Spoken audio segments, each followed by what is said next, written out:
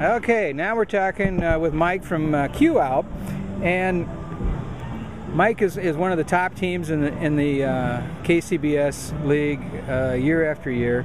Been doing this for about how long, Mike? About 10 years. Yeah, that's about when I met you in 01 then, huh? Yeah, we started out in 2000. We did a local rib fest down in Peoria, Illinois.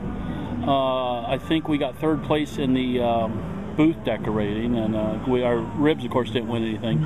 At the time, I made a rack to put in a pressure cooker. It put our ribs up in the steam, not down in the water.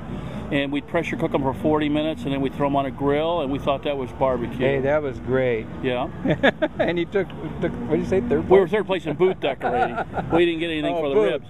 And then the next contest we went to, we met this fellow named Mike Lake, who just happens to be the president of KCBS at this time. Yeah, right. And he said, we got this little contest up in Shannon, Illinois. It's the Illinois State Barbecue Championship. And he said, we cook KCBS, and it's sanctioned by KCBS. He said we cook chicken, ribs, pork butt, and beef brisket. Well, I knew about chicken and ribs, but I didn't know what a pork butt was. It sounded like something comes from the rear of a pig. Yeah. And beef brisket, I said, well, you mean a corned beef brisket? No.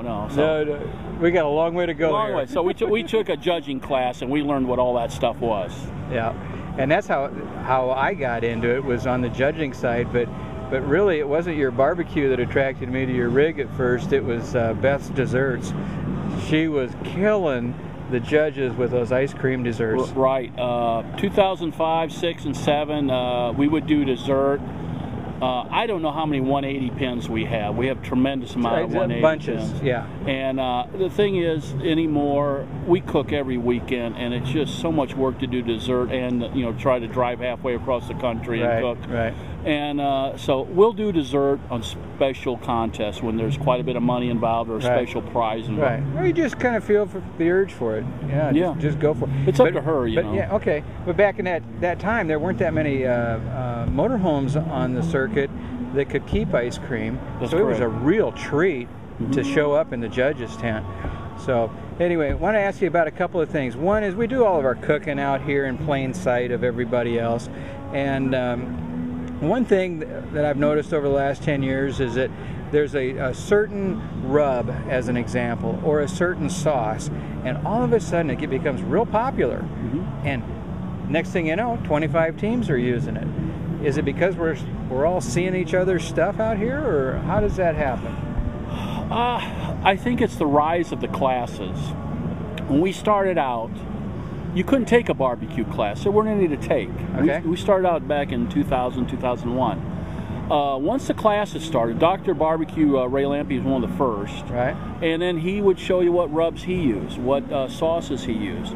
And now there's several people doing that. And I think once these people take classes, they start to use what they're recommended. Okay. Well, I'll tell you, we've never fallen into that. We've always made our own rubs. The only rub we buy commercially is we use on chicken. Okay. And we make our own brisket, our own pork rub, and they're fairly simple. There's nothing complicated. Okay. We do make our own sauce. We take a couple commercial sauces and we mix a few other things with it. Sure. And we've been using that for years, and we've done real well. We've done real well in sauce contests. Right. So we won several big ones. I think the big secret about rubs is, and I think people get really carried away with them, anything you're going to put on, and then you're going to cook that meat at a high temperature, and you cook it to probably, pork and brisket, you're going to cook it close to 200 degrees. I'm not sure there's that much of it remains on there to really make a big difference. It'll change some of the outside bark flavor, but internally it doesn't do a heck of a lot. So I'm not sure it's all as important as people put the emphasis on. Right. But boy, we get something going into fashion, and then you come back 2 years later, and nope, don't use that anymore. Yeah. And so we're on to something else. That's right. And it could be a sauce, it could be a rub. That's whatever. exactly right. There's an interesting thing that happens that I call the phenomenon, and that is somebody that is just hotter than hot in a category. They can't get beat on a chicken category, or they finish high anyway.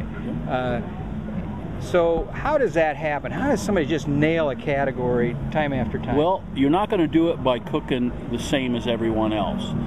Back in like 2005, 6, and 7, and even 8, we were really hot in chicken. We were chicken team of the year twice. We were second and twice, and we were third once. and it's because we did something different than everybody else. And I really think that's what we strive to do. If you're doing what everybody else is doing, and the judge has 6 things on his tray, and they're all similar. One, of course, is going to be a little better. One's going to be a little worse, but they're similar.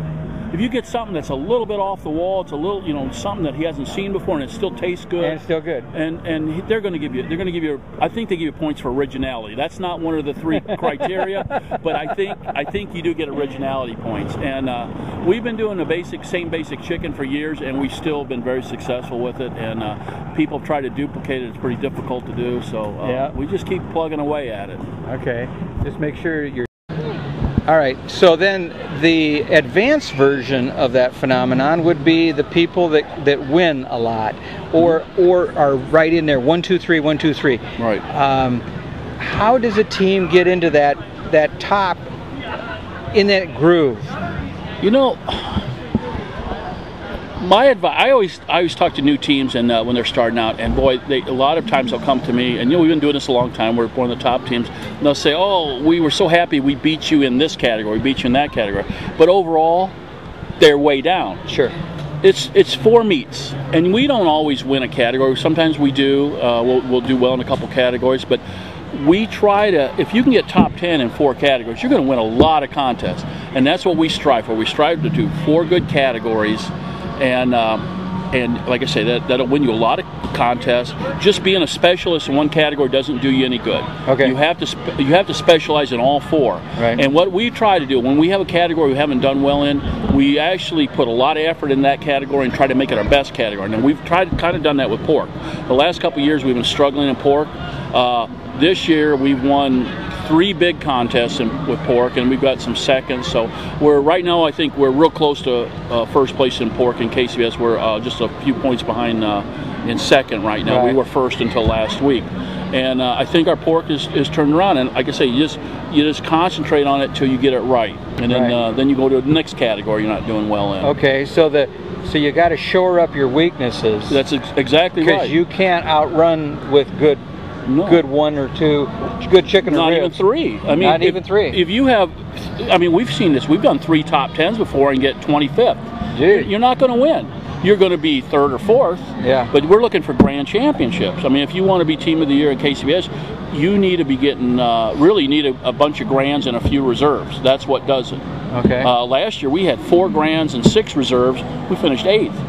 What you need when you're that close and you're getting that many reserves, they need to be grands, not reserves. Okay. And so that's why you got to shore up every category.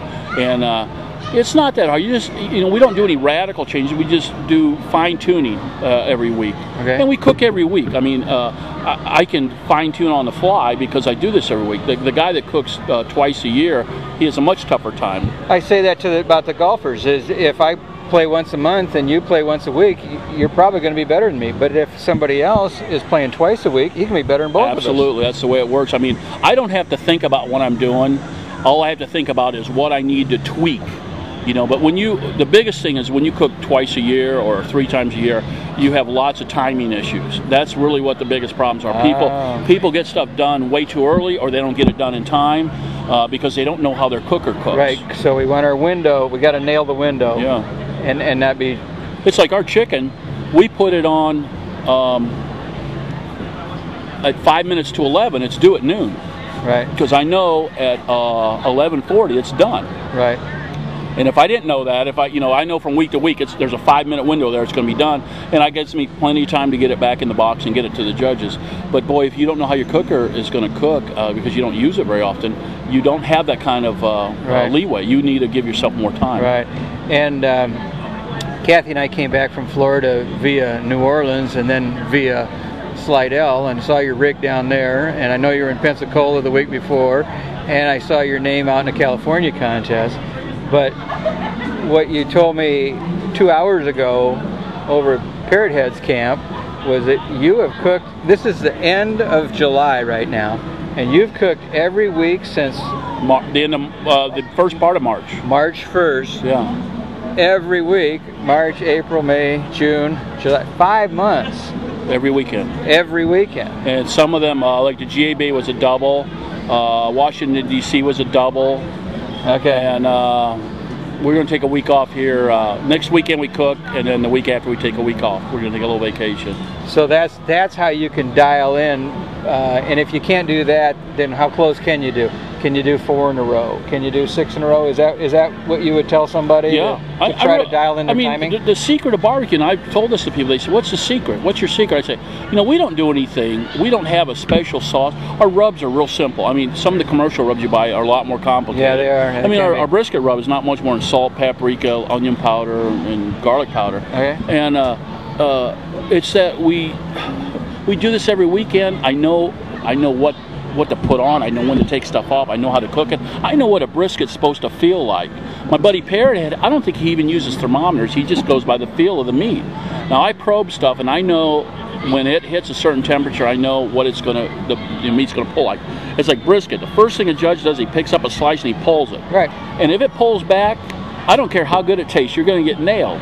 And I said, we overcook ours on purpose so that it snaps, and you do lose some of the flavor. We try to add some of the flavor back by soaking it, but still, you do lose some of the flavor. And some of the best brisket I've ever had has been undercooked.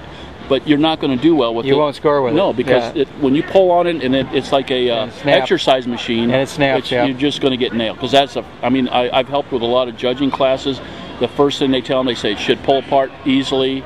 And you got to cook for the judges. I don't cook for myself. I cook for the judges. It's like people say, "Oh yeah, I really like dry wine," and then you give them dry wine, and they go, "Whoa, this is too dry." Yeah. No, we got to overcook a little bit. You talked about knowing your smoker. We're going to go over and look at Mike's smoker, and I've got a couple of comments about it, but it's real interesting. Let's go over.